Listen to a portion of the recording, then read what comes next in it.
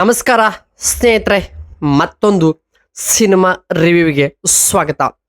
ಇವತ್ತು ನಾನು ಮಲಯಾಳಂ ಭಾಷೆಯಿಂದ ಬಿಡುಗಡೆ ಆಗಿರುವ ಮತ್ತೊಂದು ಒಳ್ಳೆ ಕ್ರೈಮ್ ಥ್ರಿಲ್ಲರ್ ಸಿನಿಮಾವಾಗಿರುವ ದಿ ಡ್ರಮ್. ಈ ಒಂದು ಸಿನಿಮಾ ಕನ್ನಡ ಭಾಷೆಗೆ OTTಗೆ ಕೂಡ ಕಾಲಿಟ್ಟಿದೆ. ಹೌದು, ಈ ಒಂದು ಸಿನಿಮಾ ನೋಡುವಾಗ ಸ್ಟಾರ್ಟಿಂಗ್ ಒಂದು ಸಿನಿಮಾ ಸಿಂಪಲ್ ಒಂದು ಕ್ರೈಮ್ ಸ್ಟೋರಿ ಅಂತ ಅನಿಸುತ್ತದೆ. ಬಟ್ ಆದರೆ ಸಿನಿಮಾ ನೋಡ್ತಾ ನೋಡ್ತಾ ಟ್ವಿಸ್ಟ್ಗಳು ಬಂದಾಗ ಗೊತ್ತಾಗುತ್ತದೆ ಇದು ಸಾಮಾನ್ಯ ಒಂದು ಕ್ರೈಮ್ ಥ್ರಿಲ್ಲರ್ ಸಿನಿಮಾವಲ್ಲ. ಅಷ್ಟು ಚೆನ್ನಾಗಿರುವ ಒಂದು ಮಿಸ್ಟರಿ ಸಿನಿಮಾವಾಗಿರುವ ದಿ ಡ್ರಮ್ ಸಿನಿಮಾದ ಬಗ್ಗೆ ಇವತ್ತು ನಾನು ನನ್ನ ಚಾನಲಲ್ಲಿ ಈ ಒಂದು ವಿಡಿಯೋ ಬಗ್ಗೆ ಮಾತನಾಡ್ತಾ ಇದ್ದೀನಿ.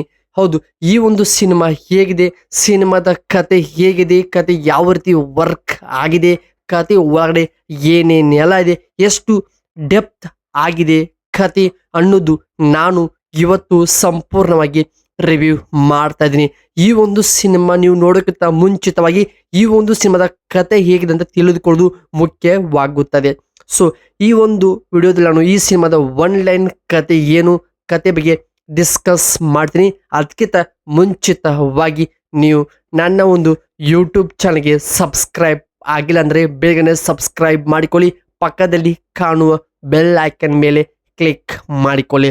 ಹಾಗಾದರೆ ಬನ್ನಿ ಈ ಒಂದು ಸಿನಿಮಾದ ಕತೆ ಒಳಗಡೆ ಹೋಗೋಣ. ಪ್ರಮುಖವಾಗಿ ಈ ಒಂದು ಸಿನಿಮಾದ ಕತೆ ನಡೆಯೋದು ಒಂದು ಪೊಲೀಸ್ ಸ್ಟೇಷನ್ನಲ್ಲಿ. ಹೌದು, ಮೊದಲನೇದಾಗಿ ಇದರಲ್ಲಿ ನಮ್ಮ ಹೀರೋ ಅವರು ನ್ಯೂ ಜಾಯ್ನಿಂಗ್ ಆಗಿ ಹೊಸ ಪೊಲೀಸ್ ಸ್ಟೇಷನ್ಗೆ ಟ್ರಾನ್ಸ್ಫರ್ ಆಗಿ ಎಂಟ್ರಿ ಕೊಡ್ತಾರೆ. ಸ್ಟಾರ್ಟಿಂಗ್ ಎಲ್ಲವೂ ಕೂಡ ಚೆನ್ನಾಗಿನೇ ಇರುತ್ತದೆ.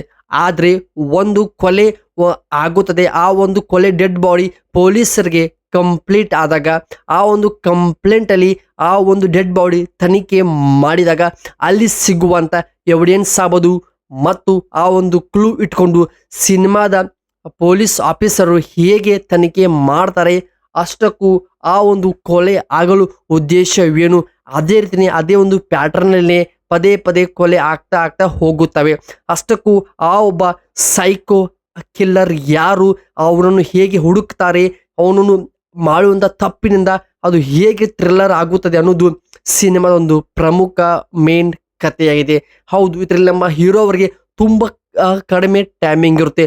ಮೇಲಿಂದ ತುಂಬಾ ಪ್ರೆಷರ್ ಇರುತ್ತದೆ, ಆದಷ್ಟು ಬೇಗ ಈ ಕೇಸ್ ಮುಗಿಸಬೇಕಂತ. ಆದರೆ ಕೊಲೆಗಾರ ಪದೇ ಪದೇ ಒಂದಾಗಲೇ ಮತ್ತೊಂದು ಮಗದೊಂದು ಈ ರೀತಿ ಕೊಲೆ ಮಾಡ್ತಾ ಮಾಡ್ತಾ ಹೋಗ್ತಾನೆ. ಪೊಲೀಸರಿಗೆ ತುಂಬಾ ತಲೆ ನೋವುತ್ತದೆ. ಅಂಥ ಒಂದು ಟೈಮ್ನಲ್ಲಿ ಟೀಮ್ ಸಪೋರ್ಟ್ ಅಂದರೆ ತಮಗಿರುವಂಥ ಒಂದು ಟೀಮ್ ಸಪೋರ್ಟ್ ತುಂಬ ಚೆನ್ನಾಗಿನೇ ಸಹಾಯ ಕೂಡ ಮಾಡ್ತಾರೆ. ಹಾಗೆ ಆ ಒಬ್ಬ ಮಿಸ್ಸಿಂಗ್ ಆಗಿರುವಂಥ ಪೀಪಲ್ಸ್ಗಳ ಹಿಂದೆ ಬ್ಯಾಕ್ಗ್ರೌಂಡಲ್ಲಿ ಏನಾಗುತ್ತೆ, ಅವನು ಕೊಲೆ ಮಾಡಲು ಮೇನ್ ಉದ್ದೇಶ ಮೋಟಿವ್ ಏನು, ಹೇಗೆ ಕೊಲೆ ಮಾಡ್ತಾನೆ, ಸೇಮ್ ಪ್ಯಾಟ್ರನ್ ಯೂಸ್ ಮಾಡ್ತಾನ ಅಥವಾ ಇಲ್ಲ, ಕೊನೆಯಲ್ಲಿ ಬರುವಂಥ ಟ್ವಿಸ್ಟ್ ಇಡೀ ಸಿನಿಮಾ ಕತೆ ಬದಲಾಗುತ್ತದೆ. ಅಷ್ಟಕ್ಕೂ ಆ ಒಬ್ಬ ಕೊಲೆಗಾರ ಯಾರಂತ ನೀವು ಸಿನಿಮಾದಲ್ಲಿ ನೋಡಿ ತಿಳಿದುಕೊಳ್ಳಬೇಕು. ಈ ಒಂದು ಸಿನಿಮಾ ಜಿಯೋ ಹಾಟ್‌ಸ್ಟಾರಲ್ಲಿ ನಮ್ಮ ಕನ್ನಡ ಭಾಷೆ ಅಲ್ಲಿನೇ ಬಿಡುಗಡೆ ಆಗಿದೆ. ನೀವು ಜಿಯೋ ಹಾಟ್‌ಸ್ಟಾರ್ OTT ಪ್ಲಾಟ್ಫಾರ್ಮಲ್ಲಿ ನೀವು ಈ ಸಿನಿಮಾ ಕನ್ನಡ ಭಾಷೆಯಲ್ಲಿನೇ ಸಂಪೂರ್ಣವಾಗಿ ವೀಕ್ಷಣೆ ಮಾಡಬಹುದು.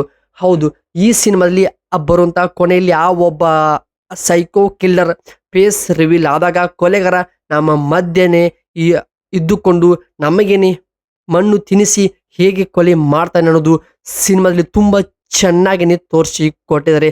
ಸಿನಿಮಾದ ಡೈರೆಕ್ಟರ್ ಅವರು ಎಲ್ಲವೂ ಕೂಡ ಸಖತ್ತಾಗಿನೇ ವರ್ಕ್ ಆಗಿದೆ. ಆದರೆ ಸ್ಟಾರ್ಟಿಂಗ್ ನೋಡುವಾಗ ಸ್ವಲ್ಪ ಸಿನಿಮಾ ಏನೂ ಇದರಲ್ಲಿ ಇಲ್ಲ ಅಂತ ಅನಿಸುತ್ತೆ. ಬಟ್ ಆದರೆ ಸಿನಿಮಾ ಕಂಪ್ಲೀಟಾಗಿ ನೀವು ಪ್ಯಾಕೇಜ್ ನೋಡಿದ ಮೇಲೇ ಸಿನಿಮಾ ಮೈಂಡ್ ಬ್ಲೋಯಿಂಗ್ ಒಂದು crime thriller cinema Malayalam industry ಅವರು ಹೇಗೆ ಮಾಡ್ತಾರೆ ಅನ್ನೋದೇ ನಮಗೇನೊಂದು ಪ್ರಶ್ನೆ ಹುಟ್ಟುತ್ತದೆ.